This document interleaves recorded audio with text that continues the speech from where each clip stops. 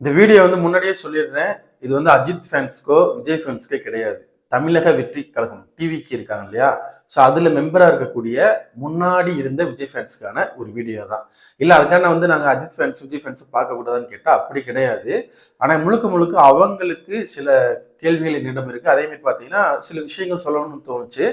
அதாவது ஜென்யூனான, மெச்சூரான டிவிக்கில் இருக்கக்கூடிய மெம்பரா இருந்தா இதை பாருங்க. அன்மெச்சூர் விஜய் ஃபேன்ஸோ, அன்மெச்சூர் டிவிக்கில் இருக்கக்கூடிய மெம்பர்ஸோ பார்க்காதீங்க. அதை முன்னாடியே சொல்லிடுறேன். அப்புறம் பார்த்துட்டு கீழே கமெண்ட் செக்ஷன்ல கேவலமா பேசக்கூடாது. ஏன்னா அது மறுபடியும் உங்களை நீங்களே இடைப்படுத்தக்கூடிய ஒரு விஷயமா தான் இருக்க போகுது. சரி, ஓகே, வீடியோக்குள்ள போயிடலாம். ஹாய் ஃப்ரெண்ட்ஸ், எல்லோருக்கும் மிகப்பெரிய வணக்கம். நான் ராஜா. நீங்கள் பார்த்து கொண்டிருப்பது 7 ஸ்டார் சினிமாஸ்.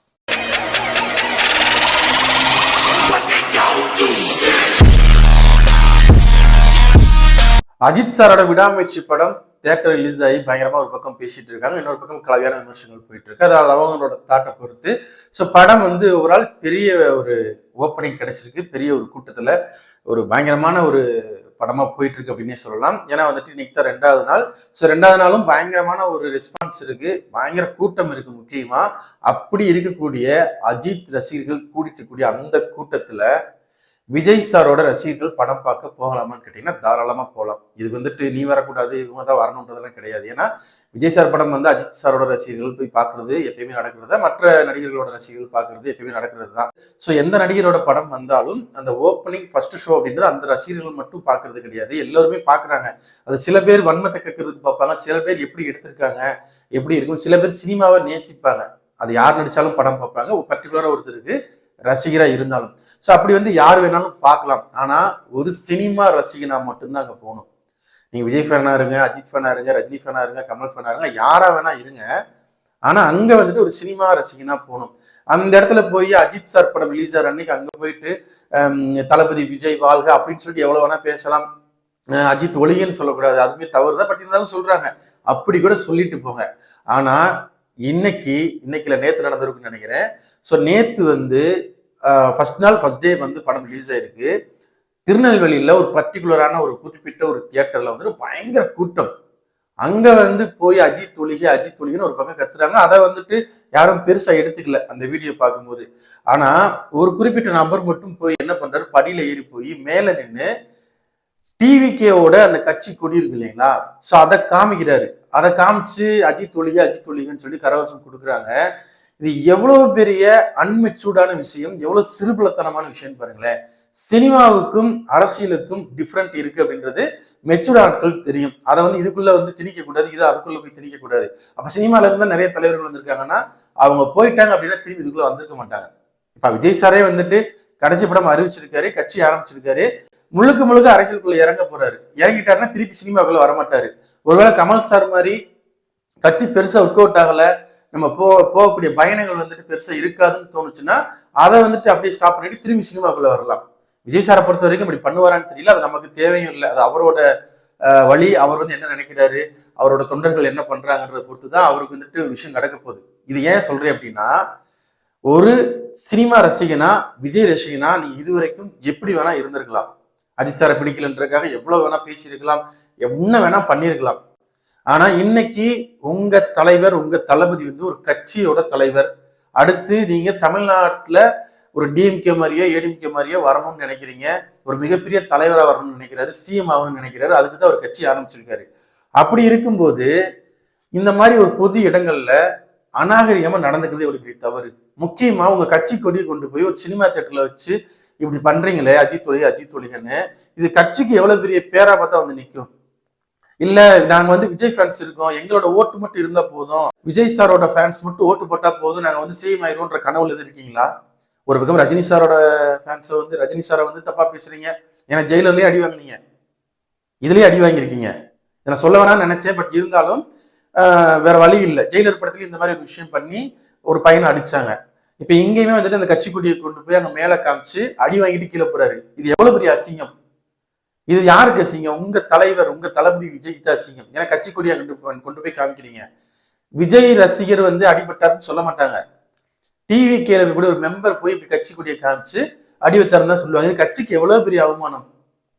இதை நீங்க இப்படி பண்ணீங்க அப்படின்னா விஜய் சாரோட ஃபேன்ஸ் இருந்தா போதும், நாங்க இருக்கோம், எங்களோட ஓட்டு போது இதை வச்சு நாங்க சிஎம் ஆயிடுவோம் அப்படின்னு நினைச்சிட்டு இருக்கீங்களா? மெஜாரிட்டியான பீப்புள், மெஜாரிட்டியான யங்ஸ்டர்ஸ் வந்து விஜய் சாருக்கு, ரஜினி சாருக்கு, கமல் சாருக்கு, அஜித் சாருக்கு இவங்களுக்கு தான் இருக்காங்க. ரஜினி சார், கமல் சார் கூட வந்து உங்களுக்கு 40-50 வயசுக்கு மேல இருப்பாங்க கூட வச்சுக்கோங்களேன், 50 வயசுக்கு மேல இருப்பாங்க கூட வச்சுக்கோங்களேன். ஆனா மேக்சிமம் அஜித் சாருக்கும் விஜய் சாருக்கும் தான் யங்ஸ்டர்ஸ் வந்து ஜாஸ்தி. முக்கியமா சொல்லணும் அப்படின்னா யங்ஸ்டர்ஸ்ல 18 வயசுக்கு மேல 40 வயசுக்குள்ள நீங்க ஒரு கணக்கு எடுத்து பார்த்தீங்கன்னா அஜித் சாருக்கு அதிகமா இருப்பாங்க. நம்பினாலும் சரி நம்பாட்டியும் சரி. சின்ன பசங்க தான் குழந்தைங்க, பெண் குழந்தைகள், பெண்கள். பெண்கள் வந்துட்டு அஜித் சாருக்கு இருக்காங்க. ஆனா இந்த பக்கம் பெண்கள் வந்து விஜய் சாருக்கு ஜாஸ்தியா இருப்பாங்க. ஆனா குழந்தைகளோட எண்ணிக்கை வந்து விஜய் சாருக்கு கூடுதலா இருக்கும். ஆனா ஓட்டு போடுற அந்த யங்ஸ்டர்ஸோட ஓட்டு கணக்கு பார்த்தீங்க, அந்த ஒரு எண்ணிக்கை பார்த்தீங்கன்னா அஜித் சாருக்கு தான் கூடுதலா இருக்கும். நீங்க ஒரு விஜய் ஃபேனா இருந்து நீங்க அஜித் படத்தை பார்த்துட்டு நல்லா இல்லைன்னு சொல்லுங்க, கிண்டல் அடிங்க, வன்மத்தை கக்குங்க, அது தப்பே கிடையாது. அது வந்து கட்சியை பாதிக்க போறது இல்லை. அது பாதிக்க அது ஒரு பக்கம் இருந்தாலும் மெச்சூரான பீப்புள் அஜித் ஃபேன்ஸ் இருப்பாங்க இல்லையா, அவங்க சினிமாவை பார்ப்பாங்க. அதுவே நீங்க ஒரு தமிழக வெற்றி கழகத்தில் இருக்கீங்க, நீங்க வந்து மெச்சூரா நடந்துக்கிறீங்க, கரெக்டா இருக்கீங்க, அகேன்ஸ்டா எந்த ஒரு நடிகை, அஜித் சாருக்கு எந்த ஒரு நடிகருமே தப்பா பேசல, கட்சி வேலையை பாக்குறீங்க, உங்களோட வேலை நல்லா இருக்குன்னு தோணுச்சுன்னா அஜித் ரசிகர்கள் ஓட்டு போடுவாங்க.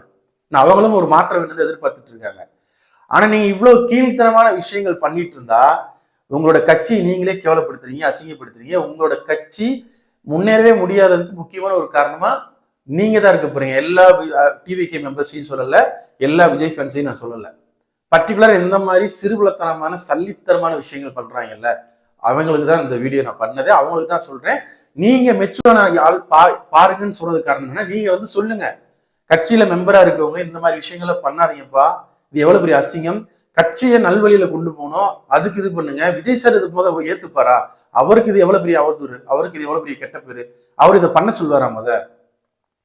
கட்சி வேலையை பாருங்க, கட்சியை அடுத்த லெவலுக்கு கொண்டு போங்க, ஜெயிக்கிறதுக்கான வழியை பாருங்க. இன்னும் ஒரு வருஷம் எலெக்ஷன் வரப்போகுது, இன்னும் சிறுபுலத்தனமா பண்ணிட்டு இருக்கீங்க.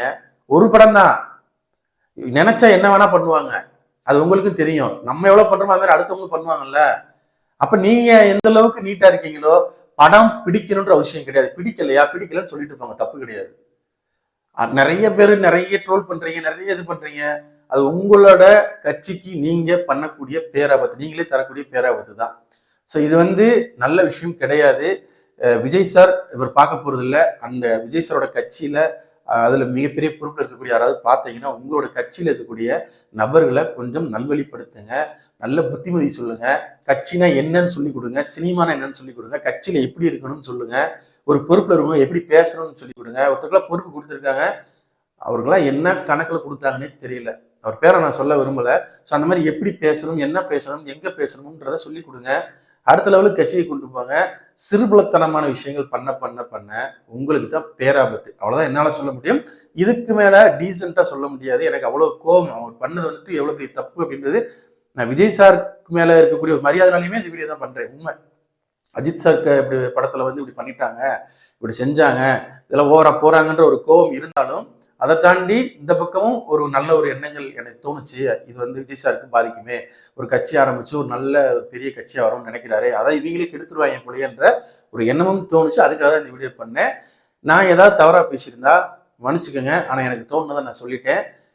மெச்சூரான ஆட்களுக்கு இந்த விஷயம் புரியும்னு நினைக்கிறேன். கொஞ்சமாவது கட்சியில் இருந்தீங்க அப்படின்னா பக்கத்தில் இருக்க ஆட்களுக்கு சொல்லி புரிய வைங்க. அவ்வளோதான். நம்ம சேனலில் போகிற வீடியோஸ் பிடிச்சிருந்தா லைக் பண்ணுங்க, கமெண்ட் பண்ணுங்க, ஷேர் பண்ணுங்க. அப்படியே நம்ம சேனலில் கொஞ்சம் சப்ஸ்கிரைப் பண்ணி சப்போர்ட் பண்ணுங்க. அப்போ அடுத்தடுத்த வீடியோஸ் போகிறதுக்கு மோட்டிவேஷனாக இருக்கும். Thank you friends.